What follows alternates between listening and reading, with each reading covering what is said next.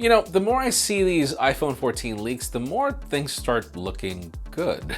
Because yes, we have some new molds that show us that the leaked iPhone 14 changes might be better than expected. Sony is looking to refresh one of their beloved products very soon, yes, not Xperia, with some very nice tweaks, and Google might be taking a page out of Cupertino's book with these new Pixel features. I'm Jaime Rivera, and is it just me, or is Elon Musk making Twitter crazier than we thought in just a couple of days? This is Pocketnow Daily.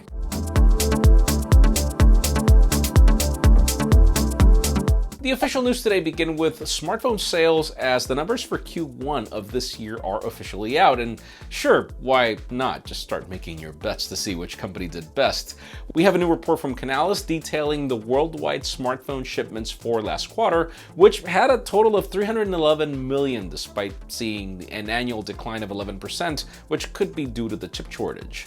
Samsung is still at the top with 73.7 million shipments, which translates to 24% of the market. Apple is trailing behind with 56.5 million shipments, giving them an 18%. And then to finish with the top three, Xiaomi shipped 39.2 million smartphones, which gives them a 13%. And then you have Oppo, which pretty much includes OnePlus with 29 million and Vivo with 25 to complete the top five. Something else that's interesting here is that Apple was the only company to see some growth year over year at 8%.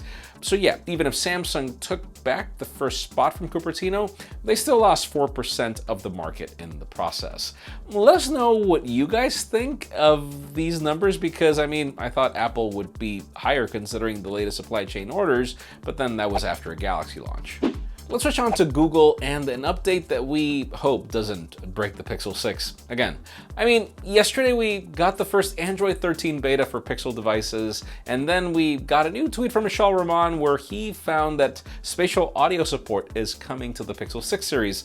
Sort of. I mean, apparently Beta 1 already ships with a spatializer effect, which was found in the sound effects folder, but it's still disabled at the moment. He also shared another folder that shows a clear reference dubbed as spatial audio, so it looks like it could be happening in the near future. The problem right now is that we don't have any other information about it. It could be coming to the Pixel 6 or other devices, but we're not entirely sure. And as we get closer to Google I/O, this also could mean that we are getting a new set of Pixel Buds, but again, it could just be a feature that'll be added to older devices, and hopefully that brings support to X16 ones. Let's see what we get, because I mean, I just want them to start releasing stable updates. Honestly, that's really all I care about. Now moving on, let's talk about Sony and some of their upcoming headphones. A few days ago, we got new images from Technic News showing off the WH-1000X-M5's design, or as we call them, the Mark 5s. They still look somewhat similar to the Mark 4s, which I use and love, but the ear cups are getting a redesign that slightly reminds me of the Surface headphones and the AirPods Max too, yes. They also have a thinner headband that looks pretty comfy, and we got to see them in charcoal black and in light oatmeal color options that are pretty sick. The outlet also shares some of the specifications, claiming that we'll be getting 40 hours of battery life with a 3.5-hour charge, which is an extra 10 hours when compared to the Mark 4s. These will also charge via USB-C and support Bluetooth 5.2, and don't worry, the 3.5mm headphone jack is still here in case you run out of battery. We can also expect a boost in wireless audio quality, but we're not exactly sure what the upgrades are going to be here. I'm definitely looking forward to these. Hopefully they come out soon, because I'll be honest, they continue to be my best over-the-ear headphones. And finally, for the hottest news today, let's talk about Apple and the iPhone 14 series. I mean, lately the leaks have been slowing down, but Mako Takahara decided to take matters into their own hands. I mean, we got a video from them showing off some 3D printed mock-ups of all 4 iPhones. First off, we got to see all of them next to each other and showing off the larger camera humps.